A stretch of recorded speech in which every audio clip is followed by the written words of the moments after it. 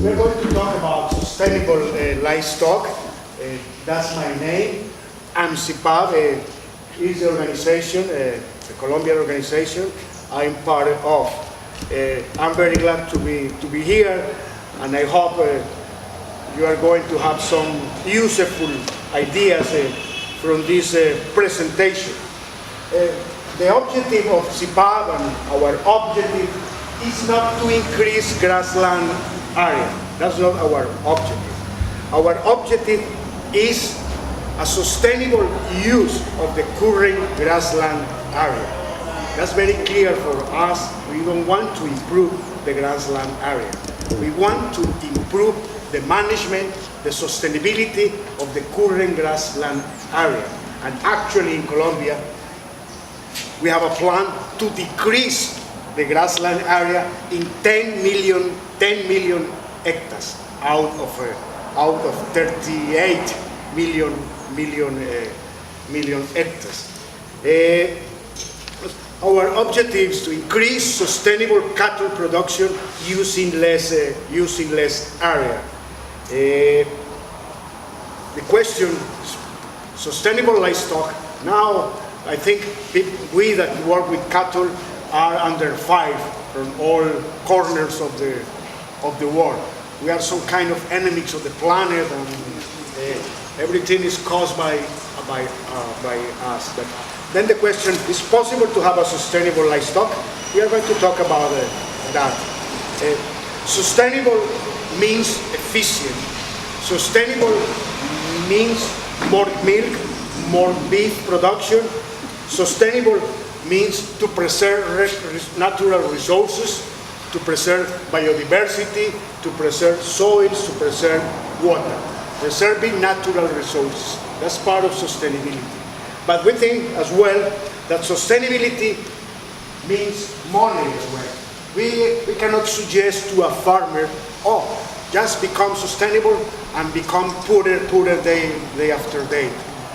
It's very clear for us that a sustainable system has to produce more, but it has to, in a sustainable way, and it has to preserve natural resources, and it must produce income, and more income than the conventional systems.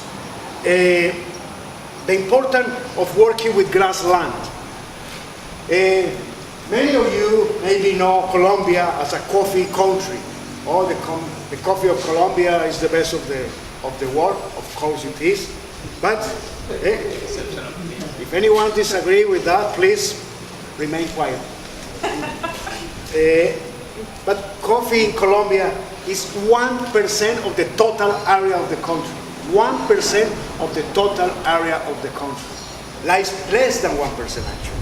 Livestock, grassland area, to say better, grassland area is about 35% of the area of Colombia. 35% of the area of Colombia. If we are talking about natural resources, if we are talking about sustainable development, if we are talking about climate change, we have to deal with grassland area, like it or not. And it's not just Colombia.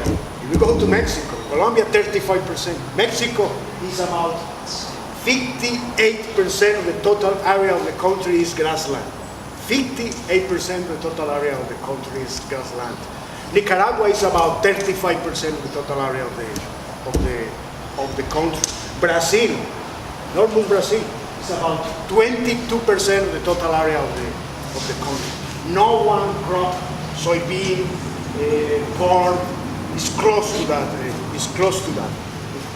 That's the reason we need to work with grassland if we think about the future of our countries, if we think about the future of our planets.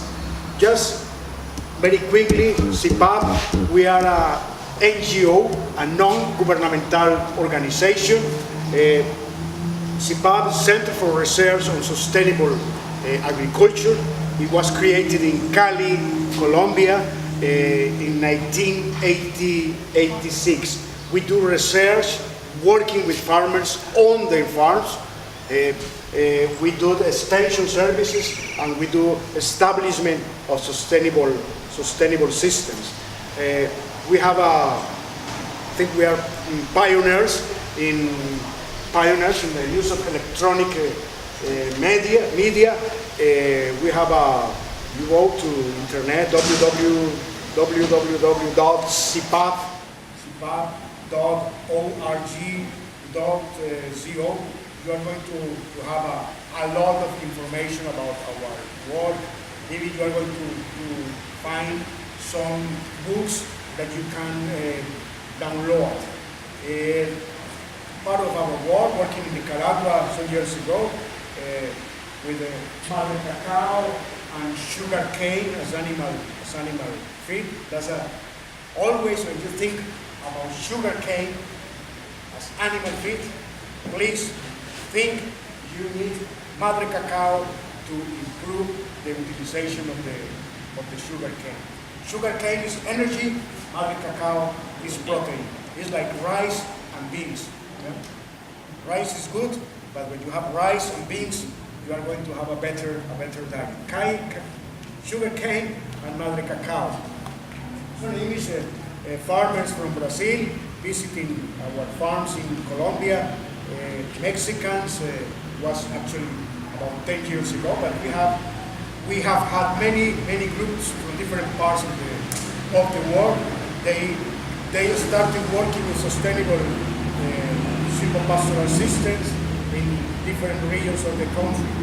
Nicaragua, planting quinoa in Nicaragua, different images of sustainable livestock in Nicaragua. Now, in the last 10 years, our main project in Colombia is that one, Ganadería Colombiana Sostenible, Streaming Biodiversity, Sustainable Cattle Ranching. It's a project that involves the participation of more than 2,000 farmers in different regions of the country. We publish a lot, some books. We try to expand our knowledge to reach farmers, to reach producers, to copy the good things and not to copy the bad things or the mistakes we have done. Some publications about our work. Cattle production. We cannot deny that it's a very important cause of environmental damage. That's true. It's not point to try to deny that. But it's important as well to remember that we are not the main cause of climate change. In the last years, there's been a strong propaganda blaming cattle production as the main reason of climate change. We are part of the blame, but we are not the main blame of the climate change. The main culprit of climate change is the use of fossil fuels.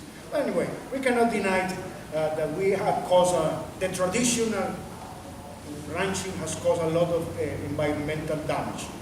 A beginning for our work is cattle production system based only on grasses. Based only on grasses is in the wrong place. We are going to discuss a little bit about it. I think it's important to keep it in mind. Cattle production system based only in grasses is in the wrong place. Cattle ranching has been this. Grasses, only grasses. Nicaragua, this is Brazil, Amazonia in Brazil. This is Mexico, grasses. This is Colombia, other areas of Colombia. This is Amazonia in Brazil. Grasses. And the tree, in general terms, as an enemy. That's been the idea of grassland cattle ranching. The tree is an enemy, and we need just grasses. We need to change that mindset. And as a result of that approach, we got things like this one in Brazil, Amazonia. It was a really big forest, Amazonia, and after 2, 3, 4, 5 years, the end of that soil is something like that. A degraded soil, plenty of weeds. This is Colombia as well. It was a very nice forest 50, 60, 100 years ago, and now it's a very degraded soil. And when we see an image like that, we tend to say, oh, that's the dry season. That's the law. Those are the laws of the universe, and we don't think maybe humans are the ones to be blamed of that. That's a question. We're trying to answer the question in this afternoon. I think an important starting point is that your farm, Belize, in Colombia, in Mexico, in Austral America, in Brazil, was 50, 60, 100 years ago, was a forest. And we must think about, very quickly, about the characteristics, about the features of a forest. The forest, actually that's Rio San Juan in Nicaragua. The forest, the soil in your farm, the soil never was naked. The sun never hit naked soil. In the forest, in the jungle, in la selva, the humidity is preserved. It's biodiversity. It's many things that you know better than me. Raindrops in the forest never hit the soil directly. They hit first the leaves of the trees, and then slowly they hit the soil. The forest, that, remember, farm was that. Soil never naked, plenty of leaf litter, preservation of humidity, strong roots. Those are the characteristics of the forest. And almost overnight, we clear out all that and establish a monocrop of grasses with very weak roots, a very different ecosystem overnight. And we finish very often, that's the reality in most grassland areas of Latin America, we finish in something like that. A naked soil, without leaf litter, without life in the soil.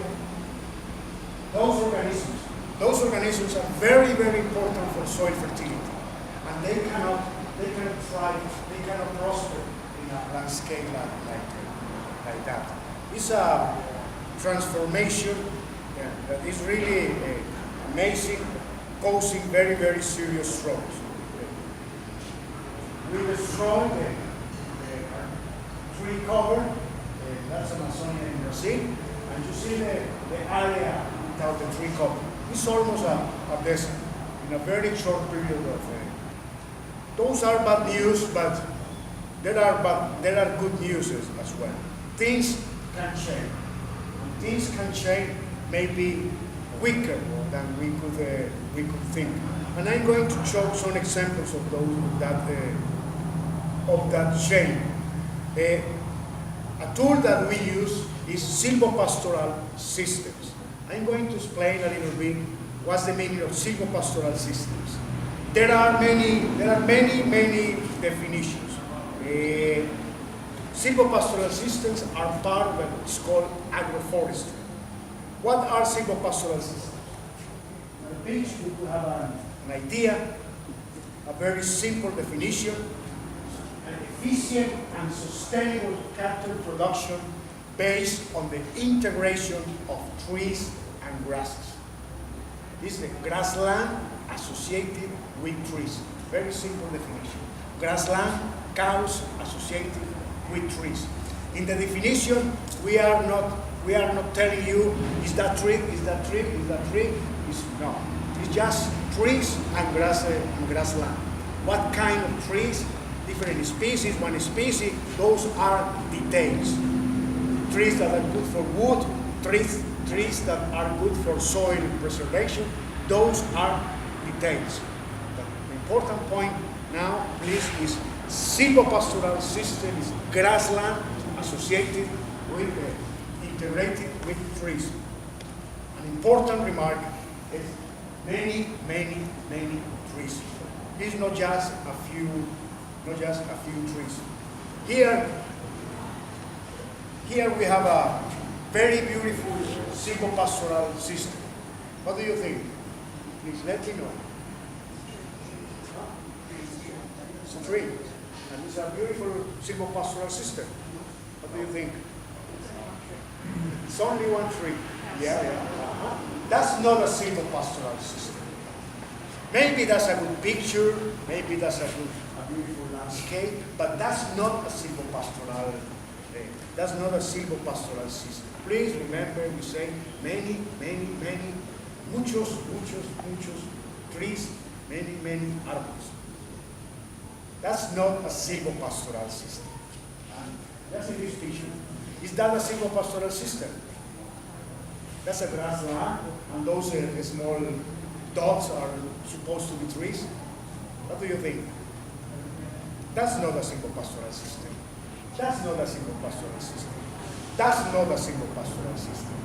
That's better than nothing, but that's not a silvopastoral system. It could be a silvopastoral system. And this one may be better, a silvopastoral system. We need to recover the tree cover of our grassland. That's many trees.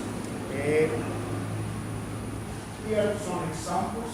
You see grasses, trees, cows. Very good association. Another examples. Grasses, different trees, and I think I could say happy cows. Our approach about silvopastoral system is an efficient system of production in an environment that mimics as much as possible the characteristics of the original forest. For our gentleman from Costa Rica, the general idea is this one. We need a system, by a productive, efficient system that mimics as much as possible the characteristics of the original forest. We are not thinking we are going to have the original jungle. No, we are thinking about a productive system, but that productive system can be very productive in an ecosystem that mimics the original forest. And when we talk of mimics the characteristics, the features of the original forest. What are we talking about? Do we want full sun hitting the naked soil, hitting the soil? No, we don't want that. We don't want full sun hitting the soil. Do we want uncovered soils? No, we don't want uncovered soils. We want left litter. We need left litter. That's very simple. In a very simple way, that's fertilization for our soil. We need strong roots, and we need diversity. It would be better if we have different grasses, if we have legumes associated with the grasses in the ground, if we have different kind of trees. Now, remember, silvopastoral systems, the integration of grassland and trees. That's the definition. Now we are going to see some examples of silvopastoral systems. When we talk about silvopastoral system, we have several options. First, I'm going to talk about a system that is very productive. It's called Leucaena intensive silvopastoral system. Why intensive? Because it's really the density of trees, of Leucaena trees, the system is very, very high. And we are talking about 10,000 trees and more per hectare. 10,000 trees, and that far, 10,000 trees per hectare. You can see some images of the system. Leucaena is a tall tree, but in this case, we use the Leucaena, the Lucina. Cattle is going to eat grasses, and cattle are going to eat grasses. Cattle are going to eat the foliage, the fodder of the trees. You can see here some images of the system. This is a farm we have been working with for more than 20 years. You can see, my dear Costa Rican friend, it's not just Leucaena, it's star grass. Here we can see star grass. It's Mombasa or Tanzania grasses. Leucaena in very high density, but in this system we associate that with medium-sized, with some medium-sized trees, with some very high trees. You see that it's like a Guanacaste, and even we associate the system with some palm trees. It's some kind of jungle. It's some kind of forest. But the important point is a very productive forest. It's not just biodiversity. It's many things. It's 4.3 heads per hectare. That's about 2 heads per acre. And this system, this farm, El Atico farm, I hope in the future you could go to visit this farm and some farms where we've been working with many years. This farm produces 15,000 liters of milk per hectare per year in a sustainable way, in an environment that mimics the jungle. And another very important point, the organic matter. This farm is good soil, but it was degraded years ago. Organic matter at the beginning was 2% organic matter. Now, after 15 years, the organic matter increased from 2% to almost 4%. And you know very well now the importance of organic matter. That's Leucaena intensive silvopastoral system. But I have a caveat about intensive silvopastoral systems. You need knowledge to establish it. You need experience to establish it. You need good management to have this system. It's not a system for everyone. If you are not a good manager, if you don't have money to a proper establishment, it's expensive, don't go to the Leucaena system. It's very good, but it requires money, it requires knowledge for establishment, and it requires knowledge and experience for a proper management. In general, the intensive silvopastoral systems. I'm going to show Leucaena, I would say, as a general information. I'm going to show another system as a general information. It's another intensive silvopastoral system. In this case, we associate grasses with a plant that is called Botón de Oro. Arnica, in some areas of Mexico, is called arnica. The Latin name is Tithonia diversifolia. It's a plant of the same family of sunflower. You can see the system, cows, grassland, Botón de Oro. Here, we have grasses, Botón de Oro, and some trees. You see the flower is very similar to that of the sunflower, just only smaller. Intensive silvopastoral system. Please remember, it's not my recommendation for all farmers. You need conditions of soil, good conditions of soils. It's not good, Leucaena is not good for acid soils. And you need money, and you need knowledge, you need experience. I have seen many failures with leucaena. Not because of leucaena, because of people that think that things are very simple. Just to plant it, and everything is okay. No, you need knowledge, you need experience for planting an intensive silvopastoral system. Now we are going to talk about another silvopastoral system, a system that I consider is more appropriate for more farmers in Latin America. We call it árboles dispersos en potrero. In English, it's something like scattered trees in the grassland. You can see an image, it's many trees in the grassland. That's the system, scattered trees in pastures. Some examples, what kind of trees? Many kind of trees. That depends on many different things. The question is many trees associated with grassland. Some images. Now I'm going to talk a little bit how to do it. Let me check how are we going time. How to do it. After many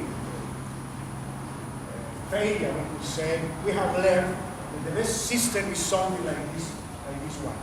Imagine that's a paddock that has 1 hectare, 100 meters, 100 meters, 100 meters. We plant trees, four rows of trees in that area. You see, 4 rows. In the row, we plant trees every 3 meters apart.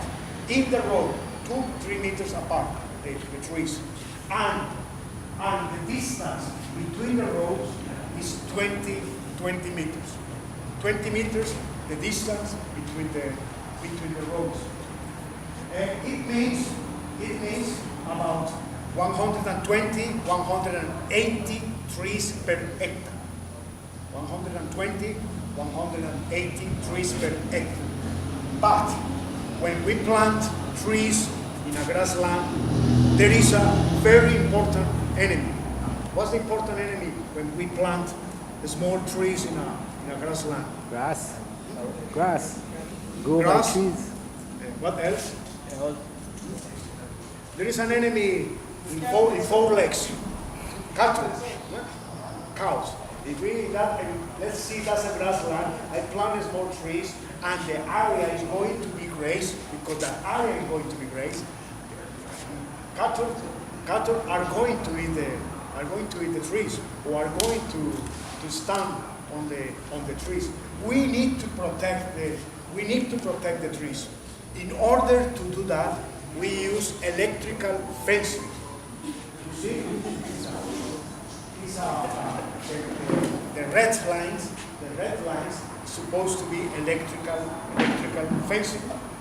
We have a row of trees and we have I am the tree. 1 meter there, 1 meter there, electrical fencing. That's the way. That's the cheapest way to protect our trees. And a caveat. Trees. What kind of trees? That's our decision. We could plant trees that are good for soil preservation, soil conservation, like Inga. But Inga doesn't produce wood. We can plant mahogany. We can plant other trees, different trees, in order to obtain very different benefits. Is that clear, the image? Or the area is protected, the trees are protected with electrical fencing, but the area, the cows are going to be moving and grazing around. Some pictures, I think, are going to help us to understand it better. This is a farm not far away from my city. Those are mahogany trees, and just a little bit of imagination because it's not consuming is too light. There are two two electrical wires. Let me try.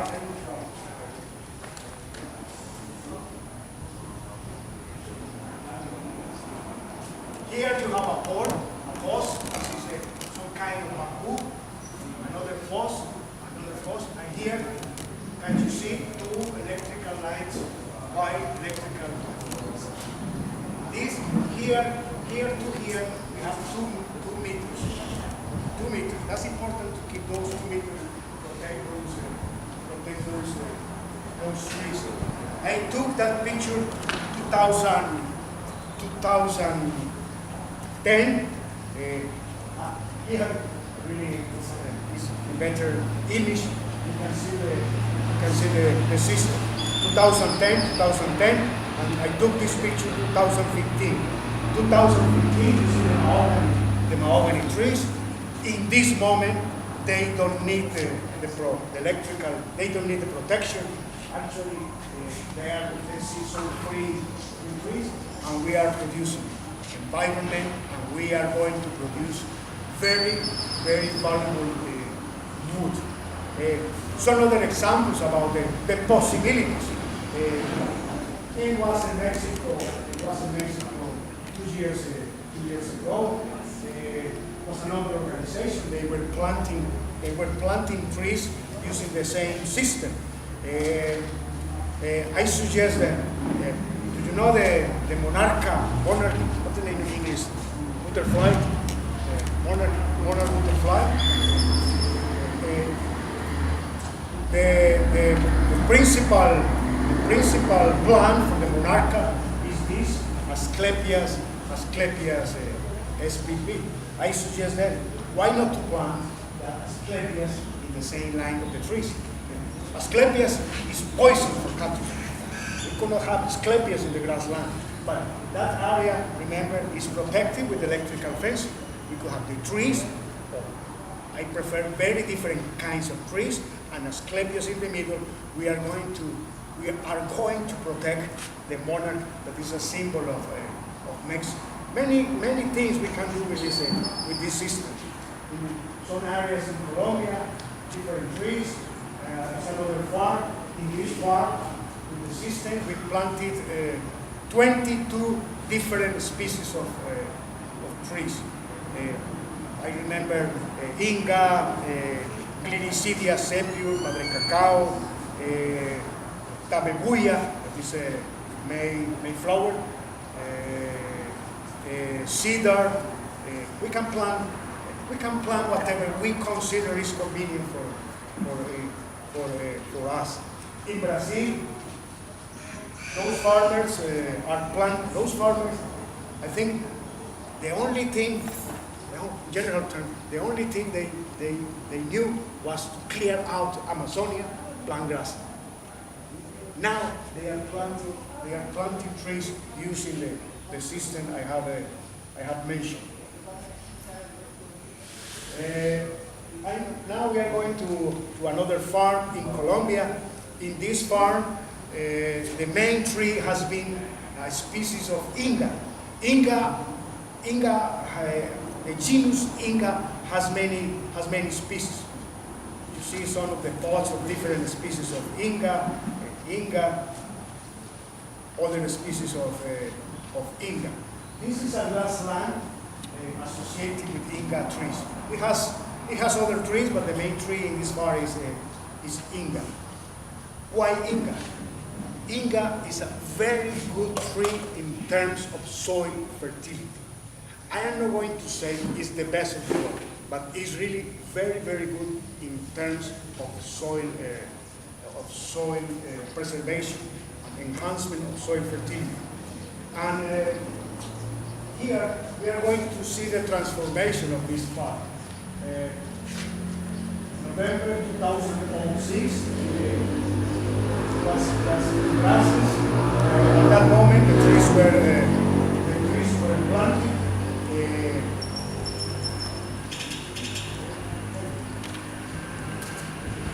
Some exercises, things good for me. Here there is a line, the trees. Here's another one. We went around here. here there is another 20 meters apart. They were just preparing the rows for planting the trees. November 2006, now November 2007, the trees are 2-3 meters height. January 2008, you can see the trees. April 2010. Now the Inca trees are 4-5 meters altitude height, and they don't need any protection. Some images of this farm, and by fortune, we have images, satellite images of this farm. We've been working on this farm for more than 16 years. This satellite image is 2003. You can see the farm. It's almost without any trees. Just grasses. The creeks, the small river streams were naked.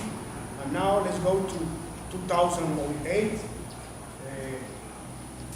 I'm very sad about we don't have too much light here.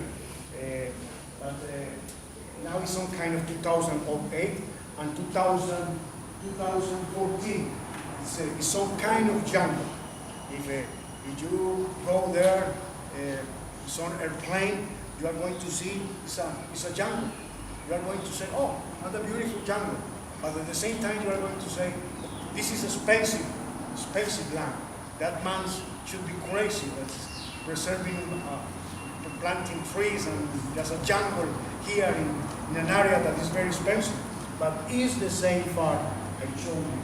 This farm has around 3 cows per hectare, without any use of fertilization. Just the natural fertilization produced by the trees. 3 heads per hectare. In a transformation in a period of 15 years. Another part of silvopastoral systems, live fences, cercas vivas. Instead of having this kind of fences that we call cercas muertas, dead fences, why not to have this kind of fences? Really, it doesn't have any sense to have this kind of fences when you have something like this. It's better in economical terms, it's better in biological terms, it's better in any consideration you can think.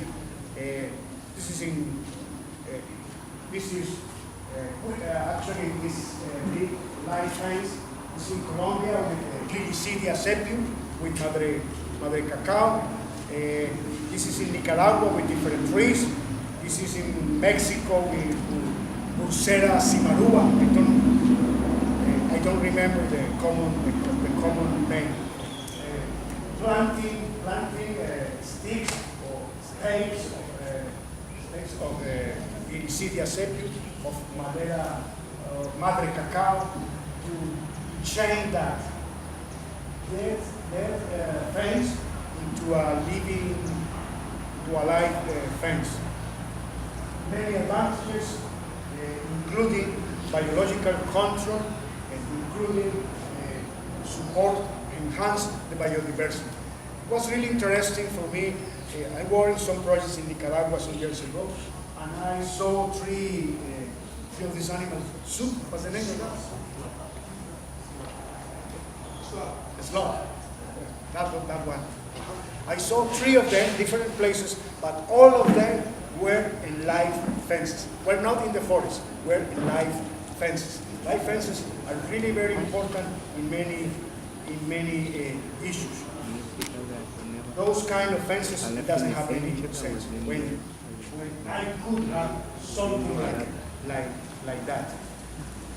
Among other benefits, it captures carbon, is helping us to fight climate change. And live fences can produce wood as well. This wood, these poles are from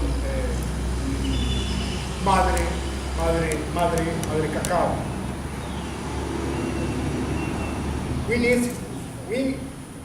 We have to think that cattle production,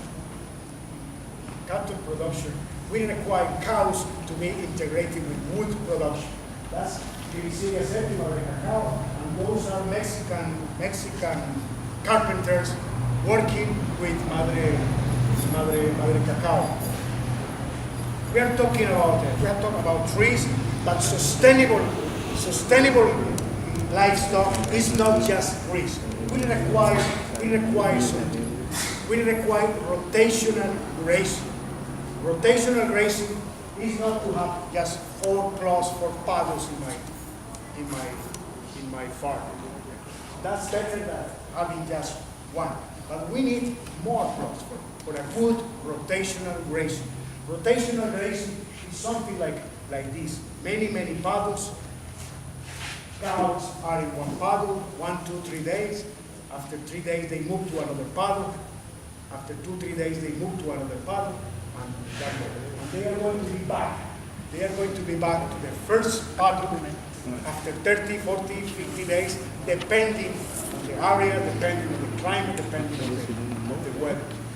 That's rotational grazing.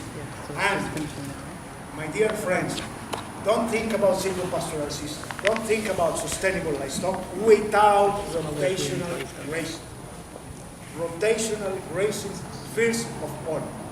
It doesn't have any sense to think I'm going to plant I'm going to plant trees, I'm going to do this, that, if you don't have, or if you are not going to implement rotational grazing, proper rotational grazing. And you see here, cows are moving from one paddle to the other. We need to move water. We need to supply water in each of these paddles. We use very simple technologies. There's a pipeline and some like this, supply water, or in the market you can get some trough like this one. Another important tool for our work is electrical fence. Really, I think that without electrical fencing, it's not possible to think about rotational grazing. Rotational grazing means many paddles. You can do many paddles with the traditional barbed wire, but that's going to be very expensive in terms of labor and in terms of the cost of the wire itself. Electrical fencing is really a very good tool for our work. It's very cheap to establish, it's very cheap to manage. And in your farm, you don't have power, you don't have electricity. That can be solved very easily, very simple with a small solar panel, with a photovoltaic panel, something like this size that is very cheap, is going to supply all the electricity you need to run an electrical fencing of 20 or even more kilometers. This is, you see, live fence, electrical fence, grasses, cows, and trees. That's the point we must reach. Now, by sure, some of you are thinking, oh yeah, this crazy Colombian is talking about planting hundreds of trees, 100 trees per hectare, more trees per hectare. Grasses are not going to grow if you have many trees. We say the problem is not shade. The problem is excessive shade. Of course, grasses need sunlight to grow. Grasses are doing photosynthesis. They need to do photosynthesis, and photosynthesis is sunlight. But they need, at the same time, soil fertility. They need a soil that is alive. They need a soil with good content of fish. Trees are going to help us. But At some moment, I'm sure those trees, best one of them, even the best one of them, at some moment is going to produce excessive shade. The point is, we need to control excessive shade. Then that's part of our work. Management of the trees. Management of the trees. After some time, we are going to need to do some pruning, cutting off branches to get enough sunlight or gases to grow. You see the gentleman there is cutting branches. He's not cutting down the trees. He's cutting some branches. He's pruning the trees. And on the left side, you see the ball of a tree that was pruned. Management of the trees. That's the key. The key of silvopastoral system, trees management. Here we have a tree, a big tree. It's a close relative of Guanacaste. Because, it's impossible to have grasses under a Guanacaste tree.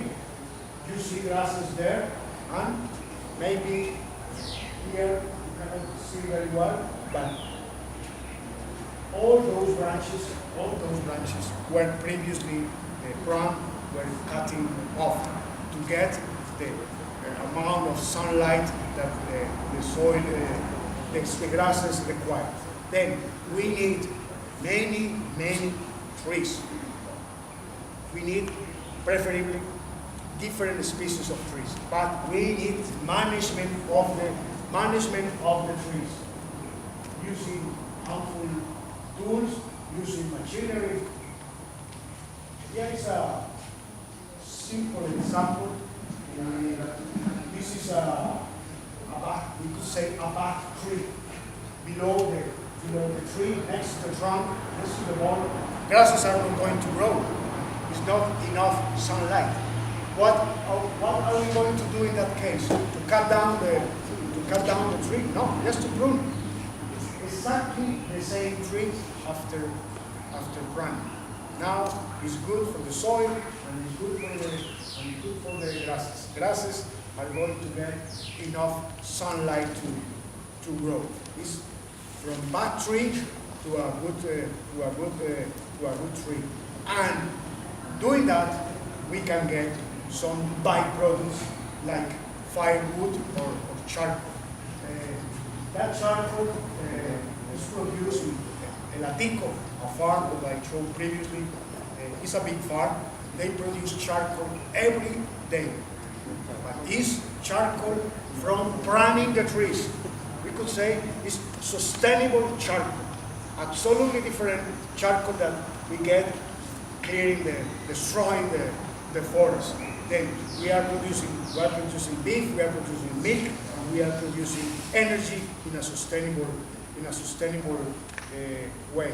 This is a cedar in a grassland, just to show some ideas about management. This cedar has let's say, from a wood standpoint of view, it has a mistake. The mistake, those branches should have been cut off 2, 3, 4 years before, in order to have a very good ball, a very good. It's just management. Good things, las cosas pueden cambiar, things can change. It's an example in another region of Colombia, 2,000 meters above sea level. The picture 2007, 2011, we plant rows with trees. You see the trees, and you see the trees in 2015. Things can change, and I think things can change even quicker than we usually think. This is a farm. This is a farm in the Caribbean region of Colombia. Just to present you some general information. When they plant silvopastoral system, the organic matter of the soil, the organic matter was 0.4. After 12 years, the organic matter of the soil is about 2.6. And organic matter is life to the soil, is increasing water holding capacity. I think we don't have much time. Just to end, trees with good establishment, with good planning, establishment, management, preserve and enhance soil fertility. They increase grass production, not decrease grass production. They, with good management, they increase grass production, and increase grass production means increase milk and increase beef. And cattle production, we could associate that with wood, with firewood, with money, with soil, and with water, and with biodiversity preservation. And another important point, with trees, silvopastoral system, we are going to create a productive system that is more resilient to climate change. Climate change is a very serious thing. Silvopastoral systems, we are going to have a system that is more resilient, and at the same time is a system that is helping us to combat, to fight climate change. That's a short summary. Sustainable livestock. We need to recreate the tree cover. We need to protect streams and rivers, and we need fine-tuning management. It means rotational grazing. It means proper stocking rate. It means electrical fencing. Our main tool. I haven't talked about any chemical product. I haven't talked about any product you have to go to the market to buy. It's just to work together with nature and not against nature. During many years, we've been working against nature. We must work with nature, and things are going to be better for all of us.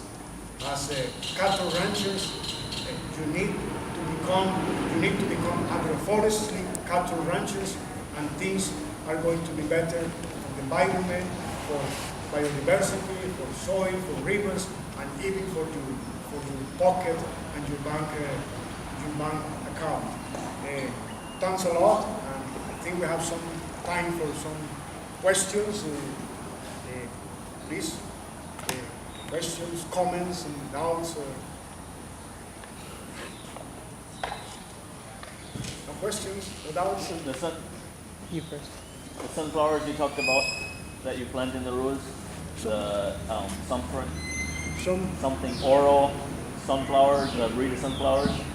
The cows eat the sunflowers? Yeah. The cows, that plant that is botón de oro, is a relative of sunflower. It's not sunflower, it's a relative. In that case, the plant is the leaves. Usually we grass those plots before the plant produce flower. But they eat the leaves. Sunflower. And it reproduces? Oh yeah. It regrows.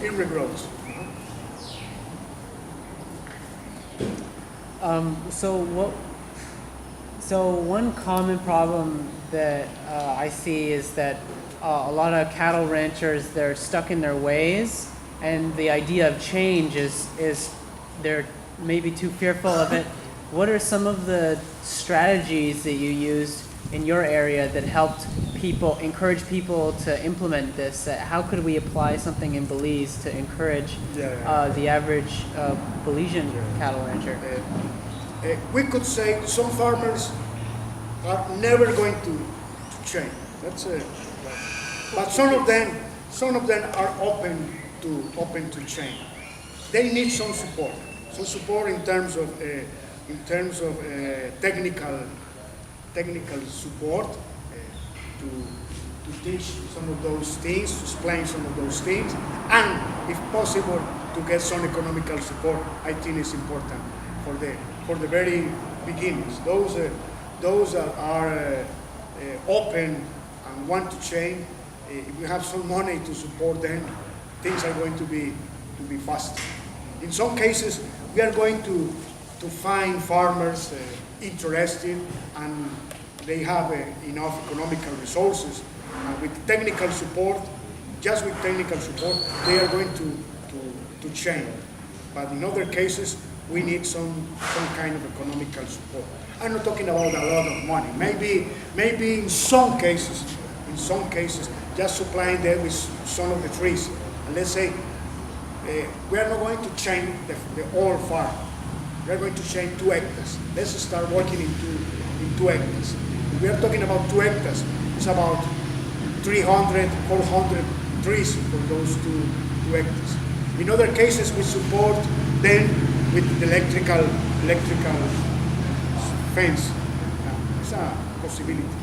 But technical support is absolutely necessary. And if we have some economical support, things are going to change a little bit faster. And we need to have some examples, to have some pioneers to establish those things there, and with those pioneers we can organize field trees, things like that, and we are going to gain some more.